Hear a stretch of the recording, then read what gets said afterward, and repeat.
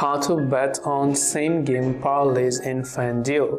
If you want to bet on same game parlays in FanDuel, open the FanDuel Sportsbook application and then you want to make sure to log into your account. Right after you log in, you'll find popular same game parlay bets right on the home screen. You can simply open up that particular menu and you can simply choose one of the games that you wish to place a bet on.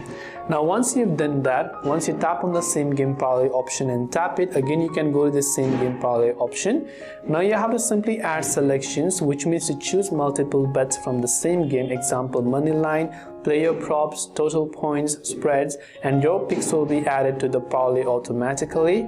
Then after you've done that, you have to tap on the bet slip to review your selections and then see the combined odds. So here you can see all the combined odds right there, and once you've basically added them to your bet slip, you can type in the amount you want to wager and then confirm your bet by tapping on the place bet option. And this way you'll be able to go ahead and then place a same game parlay bet on FanDuel. I hope the video helped you out. If you have got any further questions, feel free to leave them down below. Thanks for watching and see you soon in the next video.